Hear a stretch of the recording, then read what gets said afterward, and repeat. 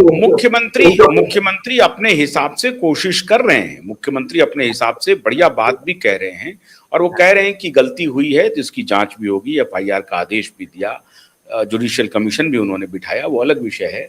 लेकिन मुख्यमंत्री के इर्द गिर्द मुख्यमंत्री भी नहीं, कुछ ऐसे लुच्चे टुच्चे बेशरम थर्ड ग्रेड के मैं कई नेताओं को मैं जानता हूं, व्यक्तिगत रूप से जानता हूं, वो भी मुझे बहुत अच्छी तरीके से जानते हैं।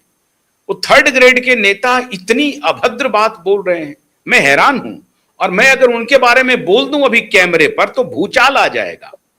जिस बेशर्म नेता ने अभी टिप्पणी की है, मैं जानता हूं उस बेशर्म नेता को, व्यक्तिगत रूप से जानता हूं। अगर मैं उनके बारे में बोल दूं अभी बोल दूं तो वो फौरन उनके खिलाफ उनकी जनता, उनके परिवार के लोग हो जाएंगे। इतने बड़े कुकर्मी हैं वो, मैं बताऊं आपको, इतने बड़े कुकर्मी, उनके परिवार के लोग जूते निकाल लेंगे, उनकी धुलाई शुरू कर देंगे। और वो कैमरे पर आकर के अनाप शनाप बोल रहा है, बेशर्म नेता, मैं हैरान हूं। तो एक तो ये बात है, दूसरी बात ये है कि उन जज साहब के खिलाफ क्या वो पुराना केस भी खुलना चाहिए, इमीडिएट उसकी सुनवाई ओपन होनी चाहिए, और इमीडिएट जो मनीष की मां है, जो केस आज भी लड़ रही है, उसका कॉम्पनसेशन, उसको जो 5 लाख रुपया मानवाधिकार आयोग से मिला था, उसका कॉम्पनसेशन कब होगा, उस केस की सुनवाई कब तक, 19 साल तो हो गया, फिर ये अगला भी चलेगा 20 साल। इसलिए तो एसडीपीओ का इतना मन बढ़ा हुआ है। सुनिए, हाँ वो मुद्दा रह गया। तो उस केस में सरकार ने कॉम्पेंसेशन पहला कौन सा दिया, उनकी जान गई, उसका इंटरिम दिया। आप जो डिले हुआ ना, डिले के लिए अलग से कॉम्पेंसेशन सरकार ने देना है, उसका भी लॉ है।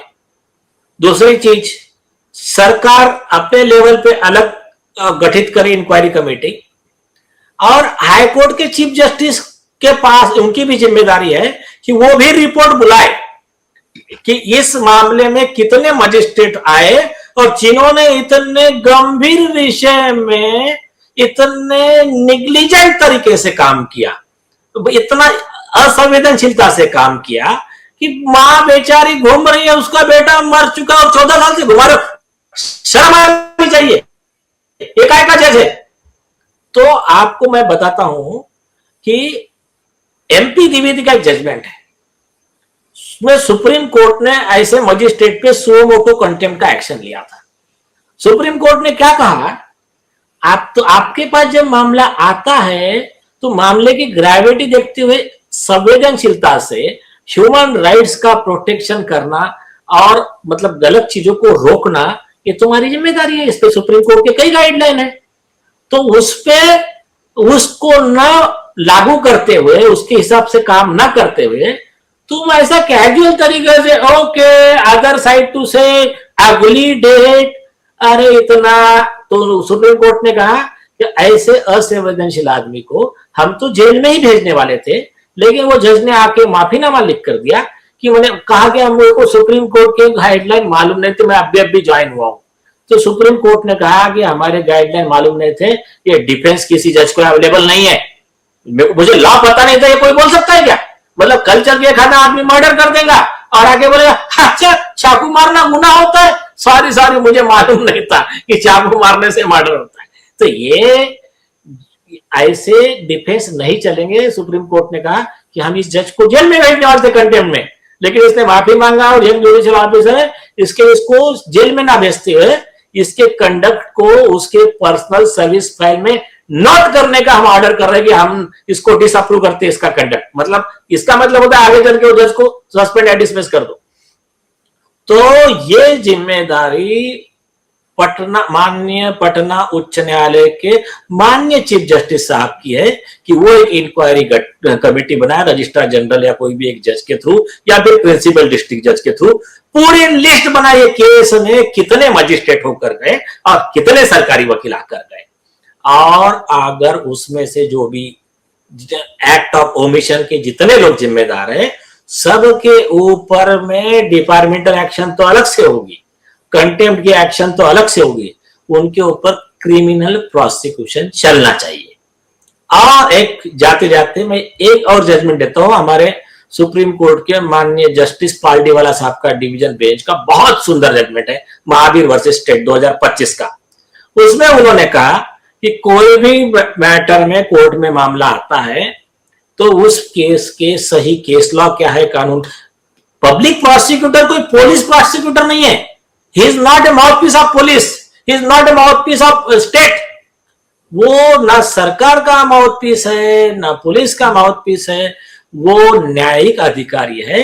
उन्होंने सही केस लॉ कोर्ट को बताने चाहिए। सरकारी वकील की जिम्मेदारी है कि वो कोर्ट को बताए कि सर ये मामले में सुप्रीम कोर्ट के लॉ है और इसलिए इस बेस पे तुरंत मर्डर का एफआईआर ऑर्डर करो। एक और अगर ऐसा कोई सरकारी वकील नहीं बताता है, अपने कर्तव्य से चूक जाता है या फिर डेलिबरेटली आरोपी पुलिस अधिकारी को बचाने के लिए कुछ काम करता है, तो वो सरकारी वकील भी आरोपी है और उस सरकारी वकील की गलती की वजह से सरकार ने कॉम्पेंसेशन देना चाहिए, ऐसा बोल के 5 लाख रुपए कॉम्पेंसेशन देने का ऑर्डर किया सुप्रीम कोर्ट ने। तो लॉ इस तरह से है, जितने मेरे भाई ये देख रहे हैं वो अपने लेवल पे इसमें से जो भी उनको जसता है उस पॉइंट को लेके अपने एक एक पत्र भेजिए, सम्राट चौधरी जी को भेजिए और पटना हाईकोर्ट के चीफ जस्टिस साहब को भेजिए, और बाद में इसमें और क्या कानूनी और chief justice of India Suryakant ji को भी भेजिए। और इसमें अगर कुछ हमको सेटिस्फैक्टरी प्रोग्रेस नहीं लगा तो फिर हम पीआई फाइल करेंगे सुप्रीम कोर्ट में। हमें तो जानकारी मिली नीलेश जी, बहुत सारे लोग हमें फोन कर रहे हैं कि, और मैं सोच रहा हूं उनकी तरफ से मैं आपको संदेश दे दूं। ये मैसेज है हमारे पास कि सिटीजन कोर्ट ऑफ इंडिया क्यूबाइब और supreme court high court litigant association ने 2023 15-16 सितंबर को दिल्ली में लगाई थी। क्या पटना पाटलिपुत्रा में जो न्याय की भूमि है, क्या वहां पर सिटीजन कोर्ट ऑफ इंडिया नहीं लग सकती है? ऐसा लोग बोल रहे हैं। नहीं लग सकती है, उसके लिए करेंगे, डिस्कशन करते हैं, अपने टीम से बात करते हैं, वो भी टू डू लिस्ट में रखते हैं उसको। अच्छा, तो जस्टिस सूर्यकांत सीजेआई इस पर सुओ मोटो क्यों नहीं ले रहे हैं? 19 साल से एसडीपीओ का केस, अब वो किस मामले का सुओ मोटो लेंगे? इतना पब्लिक आउटरेज हो रहा है और पुलिस वाले अरेस्ट नहीं हो रहे हैं, तो chief justice Patna high court को सुओ मोटो लेना चाहिए था। न्यायिक जांच कमीशन का क्या मतलब है? अगर एफआईआर हो गया है तो सुओ मोटो लेकर के पहले तो अरेस्ट हो जाए। और दूसरी बात कि वो केस, मुझे उस केस को भी खोलना बहुत अनिवार्य है जो छुप गया है। अब मैं तो कहता हूं वो जज साहब का अगर एक्शन हो गया होता तो आज ये बच्चा बच गया होता, और अगर आज एसडीपीओ वहां होते तो वो कहते कि गोली मत चलाओ, देखते हैं, इसकी हत्या नहीं होती।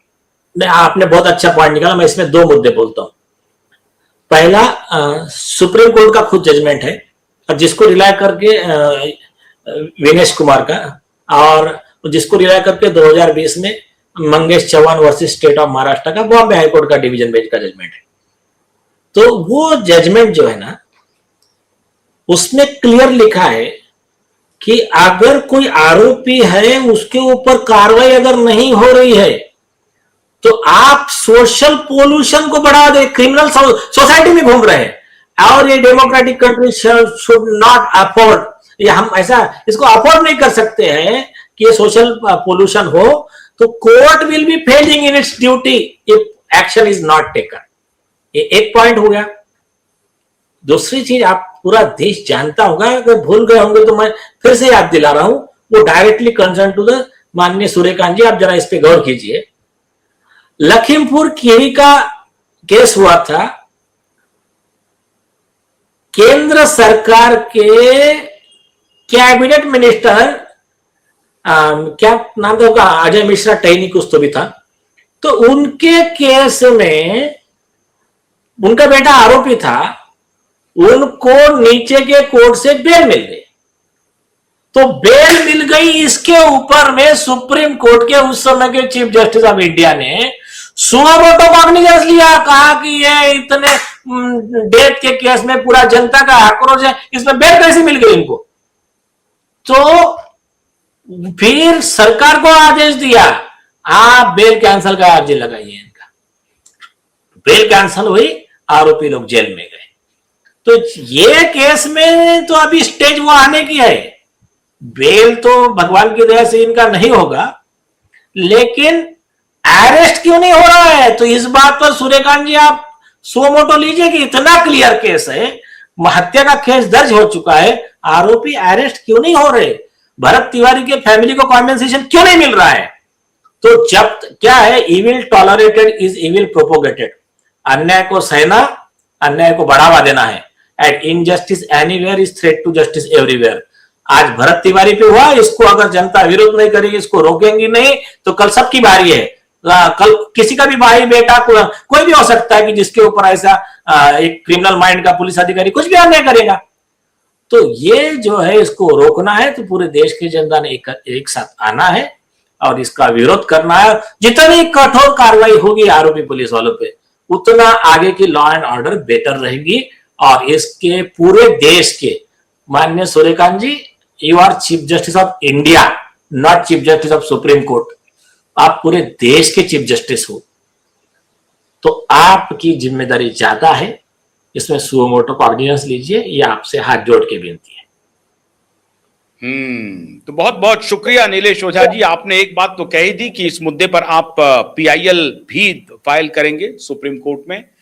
तो एक तो बात तय हो गई कि जिन जज महोदय के नाकारापन की वजह से आज एसडीपीओ जो एसएचओ हुआ करते थे, एसडीपीओ के पद तक पहुंचे, और आज उनकी गलती है, सही है, गलत है, मैं ये नहीं कहूंगा, लेकिन वो इंक्वायरी भी खुलेगी और जज साहब भी जाएंगे जेल, जो 19 वर्ष से इस केस को लंबित किए हुए हैं। और माननीय चीफ जस्टिस से मैं अनुरोध करता हूं, भारत के चीफ जस्टिस से, नीलेश ओझा जी ने अनुरोध कर लिया, मैं भी अनुरोध करता हूं कि सुओ मोटो लीजिए। बिहार एनकाउंटर मामले में पीआईएल भी फाइल होगी, हो सके तो सिटीजन कोर्ट का भी इंतजार कीजिए। बहुत बहुत शुक्रिया, नमस्कार।